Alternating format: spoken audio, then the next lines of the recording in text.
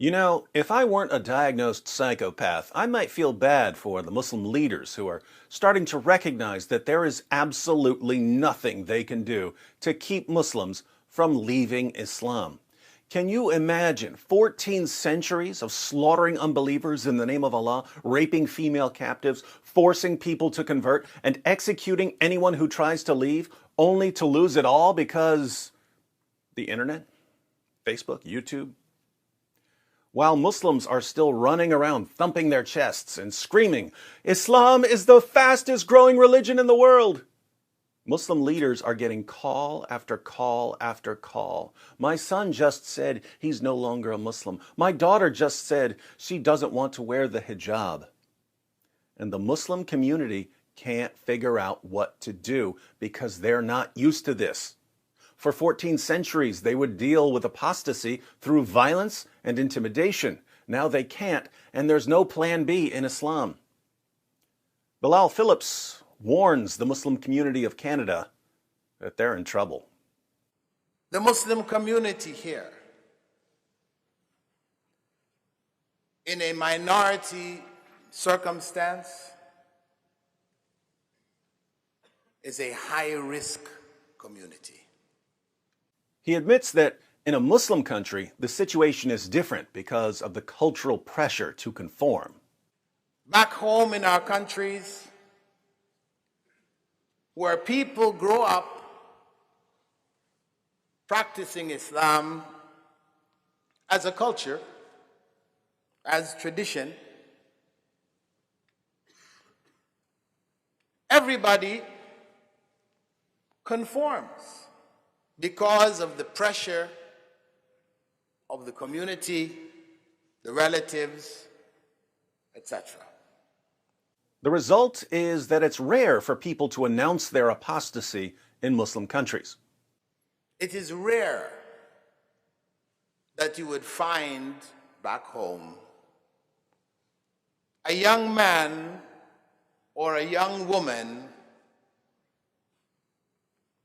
addressing their parents, their family, and telling them, I don't believe in Allah. But things are different in the West, even for Muslim parents who are raising their children to be devout Muslims. While I was in Doha, Qatar, one sister called me from here, from a religious practicing family, Islamically active. She said, my son memorized the Quran at the age of 10. Obviously, a child who has memorized the entire Quran in Arabic will know that Islam is true, because the Quran is just so amazing in Arabic. But at the age of 15, 5 years later, she's calling. She said he came home and told us that he doesn't believe in Allah. Phillips is hearing so many stories of young people leaving Islam that he has to warn the Muslim community about the coming avalanche of apostasy. And if we don't take constructive steps to deal with this, it is going to become an avalanche, a tsunami that is going to hit our community in such a way that we will have a very difficult time standing. It will knock us over. An avalanche of apostasy? An avalanche.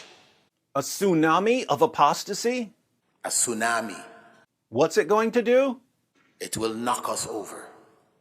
But Bilal Phillips believes that there's a solution. What's the solution, Bilal? So this is what we have to convey to our young people. We have to connect them to the Quran intellectually, emotionally, psychologically, physically, in such a way that they have no doubt. Connect them to the Quran so that they have no doubt. That is adorable. Bilal, young people reading the Quran is what gives them doubts, because the Quran totally contradicts everything they're told by their Muslim leaders and their Muslim parents. When young people read the Quran and they go to their Muslim leaders and their Muslim parents and they ask, why does Allah command men to beat rebellious wives? Why does Allah command us to attack Jews and Christians? Their leaders and their parents reply, oh, what Allah really meant is something completely different from what He said. And this doesn't remove doubts, it increases doubts, because the young Muslims are being told that Allah is a horrible communicator who can't say what He means. So there's no way to keep young people from doubting the Quran. What else you got, Bilal? And also, they should know Rasulullah sallallahu alaihi wasallam. They should know him well. Same mistake. How are young people going to learn about Muhammad? It had better not be by reading about him in Islam's most trusted sources, because nothing will convince Muslims to leave Islam faster than reading what Muhammad's companions said about him. So the only thing Muslim leaders and Muslim parents can do is try to convince young Muslims to believe in a fictional Muhammad, one who never existed, by giving them modern books about Muhammad that present a watered-down, whitewashed Walt Disney version of Muhammad. But that's not going to help, because there are people like us who are going to tell these young Muslims the truth about Muhammad. And we're going to be the ones who are quoting Islam's most trusted sources. And the young Muslims are going to realize that their leaders and their parents have been lying to them. And they're going to leave Islam. Hilariously, Bilal Phillips gives an example of how to respond to a young Muslim's doubts about Islam. It's a disaster. Here's how he sets it up. The Prophet ﷺ, as this individual that I spoke with a few days ago raised, did not prohibit slavery. So, slavery is evil. Why not? What kind of prophet is this? God is condoning slavery? It's not simply that Muhammad didn't prohibit slavery. It's that Muhammad bought, owned, sold, and traded slaves and had sex with his female slaves, and Muslims in the West have been told that Muhammad abolished slavery, and they're realizing that they've been lied to and that they can't trust their leaders or their parents. So, Bilal, how are you going to correct these young Muslims? But he didn't know how Prophet Muhammad sallallahu alaihi wasallam treated those who were slaves. The slaves who were in his household, he adopted, made them a part of his family. They loved him so much that when their own parents came, they preferred to stay with the Prophet ﷺ as a slave rather than go with their own parents. Oh my goodness, Muhammad adopted his slaves? They didn't want to go back to their own families? There are young people who are dumb enough to fall for an answer like that. But when they go and share that answer on the internet, they're going to be in trouble. What happens if they take a closer look at Bilal's response? Here's what they'll find. Muhammad didn't adopt his slaves. He adopted one particular slave, Zayd ibn Haritha. Zayd was Khadija's slave before she married Muhammad. When she married Muhammad, she gave Zayd to Muhammad as a present. Zayd's parents eventually came looking for him because he'd been kidnapped, and Zayd said that he was going to stay with Muhammad. Muhammad was so impressed that he adopted Zayd, and Zayd was then called Zayd, son of Muhammad. This was before Muhammad declared himself to be a prophet. After Muhammad declared himself to be a prophet, things began to change. One day, Muhammad saw Zayed's wife, Zainab, practically naked, and he walked away praising God. Zayed found out about it and divorced Zainab so that his prophet and adopted father could have her.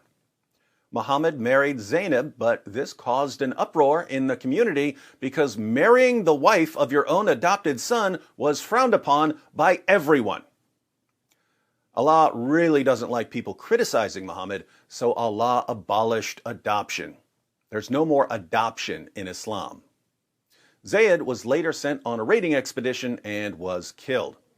Notice, Bilal was very selective in the information he presented, and he pretended deceptively that Muhammad adopted all of his slaves, when Muhammad abolished adoption in order to justify taking the wife of the one slave he actually adopted.